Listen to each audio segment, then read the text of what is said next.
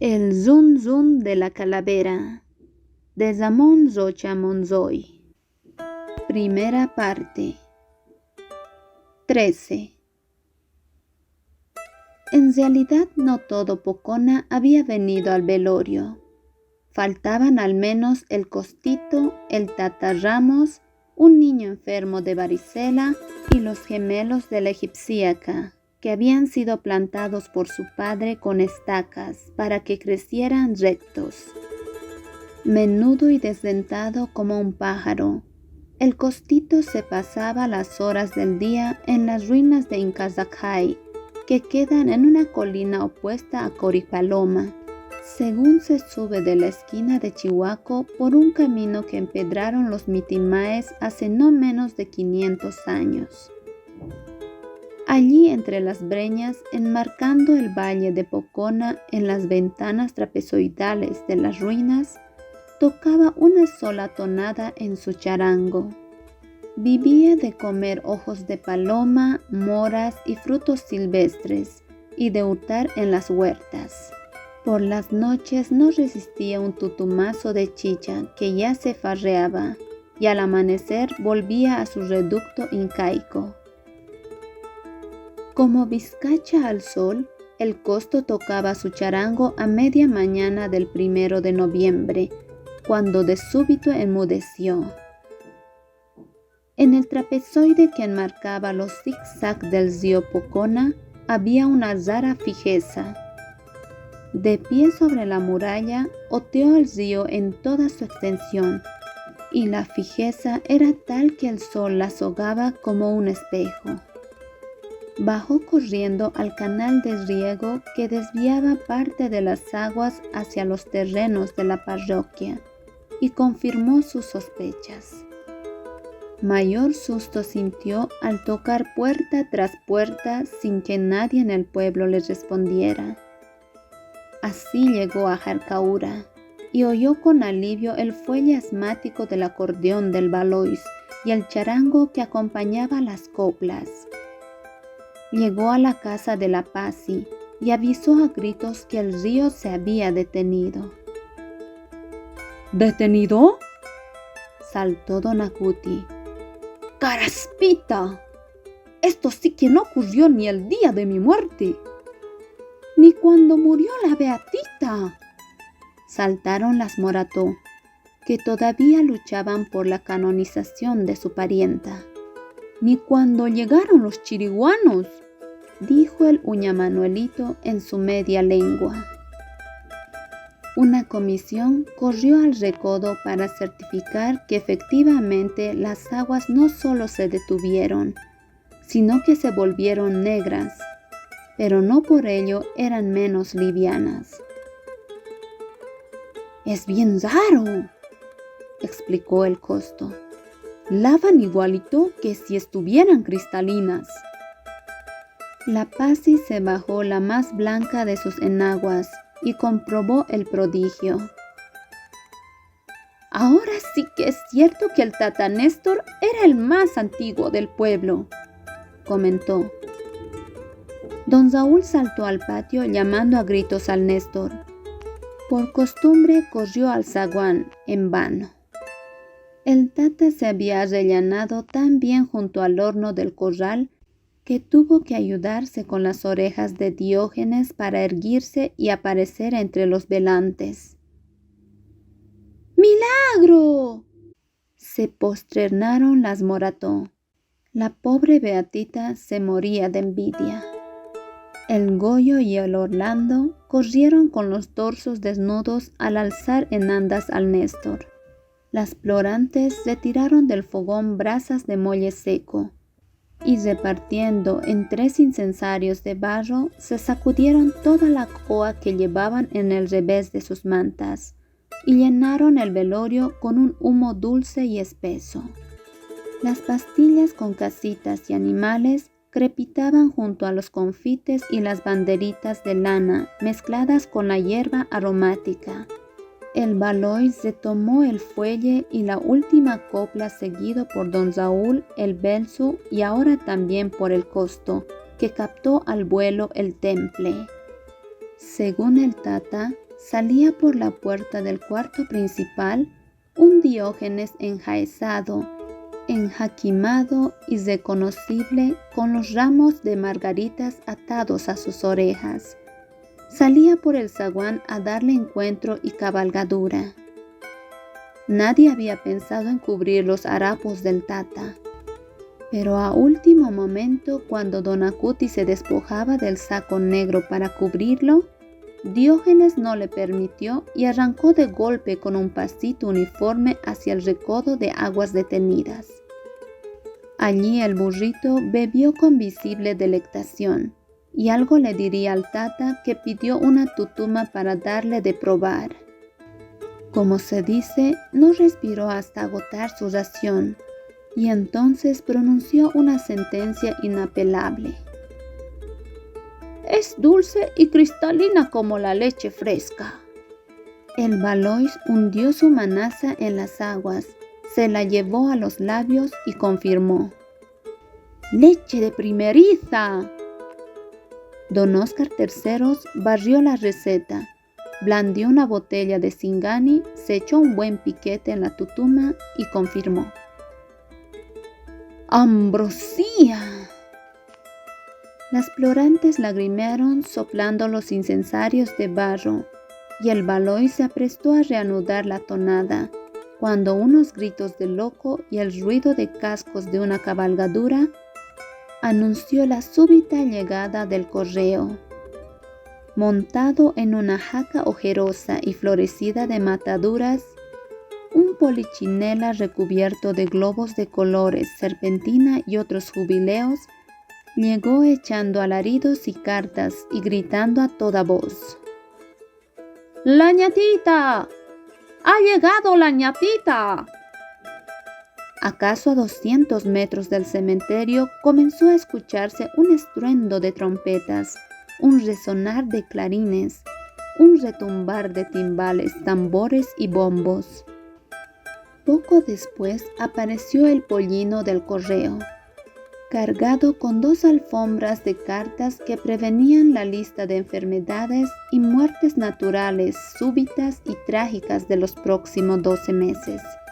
El correo llevaba el resumen en un pergamino.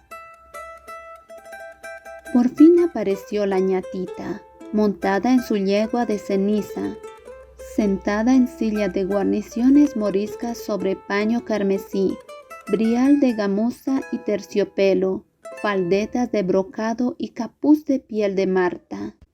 Vestía jubón de demesín, quijote de seda cruda, sayo de velarte, sombrilla de tul, y el escote prendido por una guadañita de acero que le abrochaba la naciente de su decatada pechuga. Acuti torció las cuencas hacia su reloj y no necesitó descifrar los secretos del minutero para gritar. ¡Las 12! ¡Las almas llegan o tosen! La ñatita llegó con un cortejo increíble.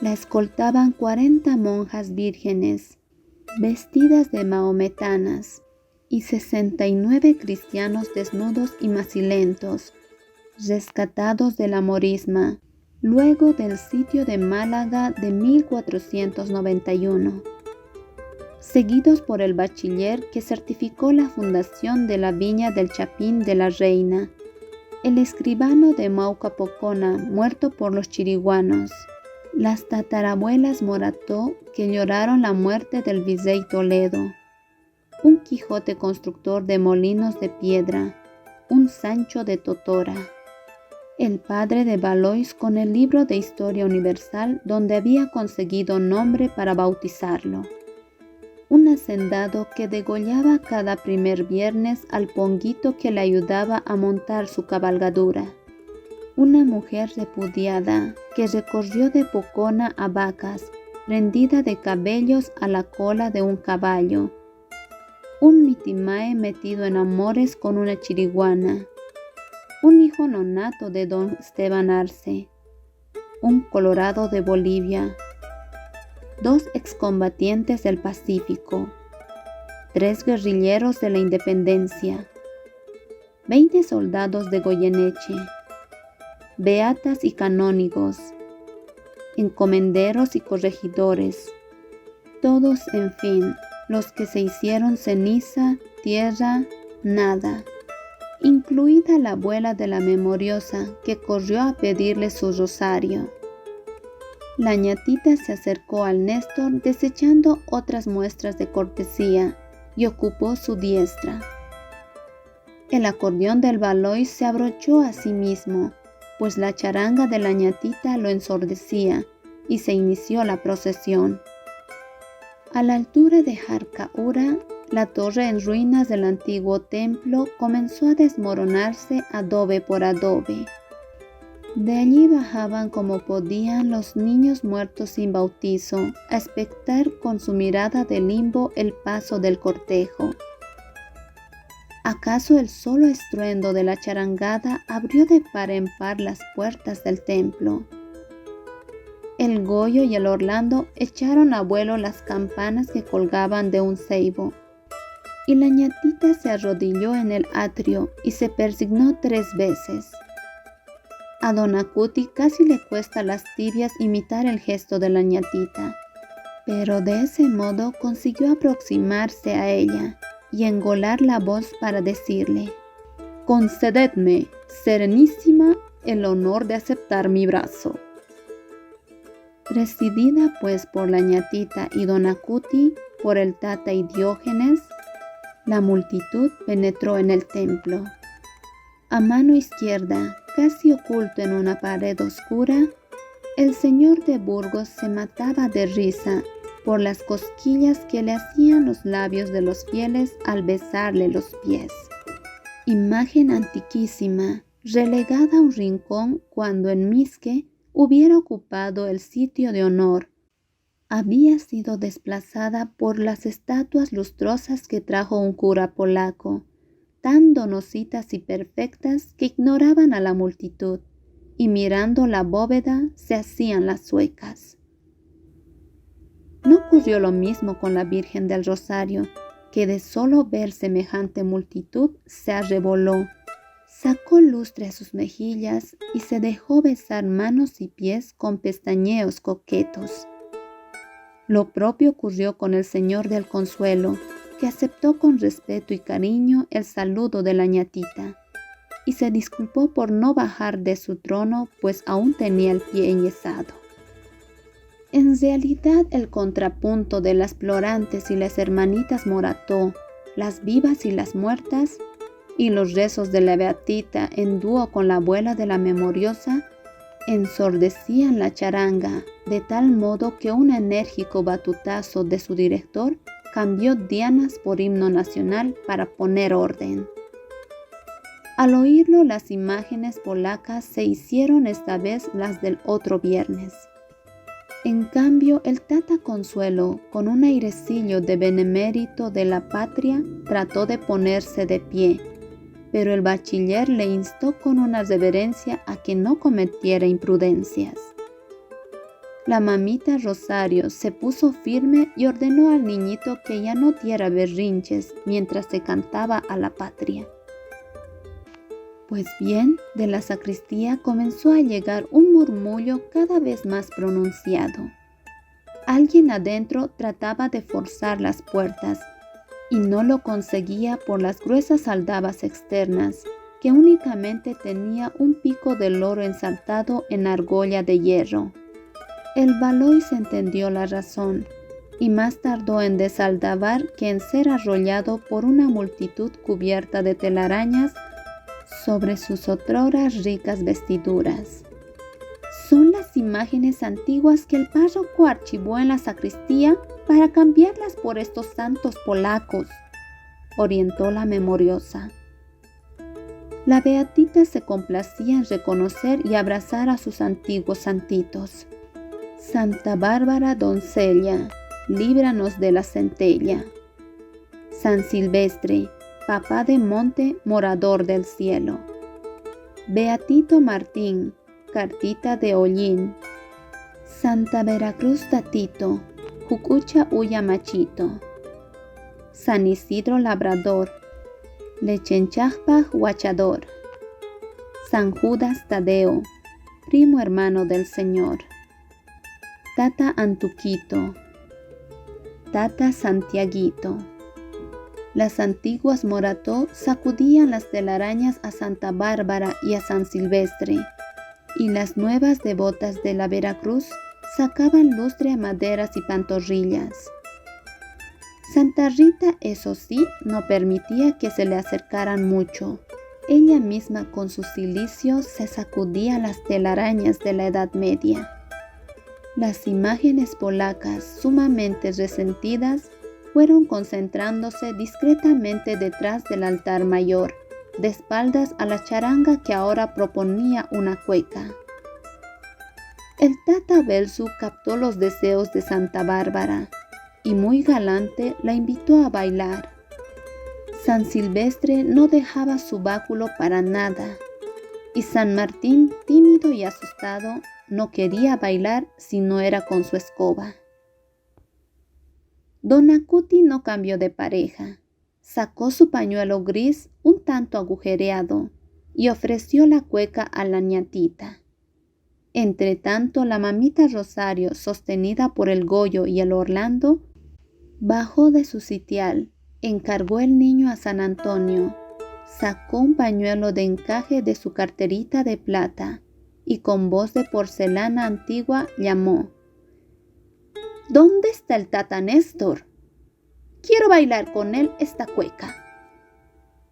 El Tata Néstor se había refugiado en un confesionario y tenía entre las piernas la cabeza de Diógenes, que ponía cara de penitente.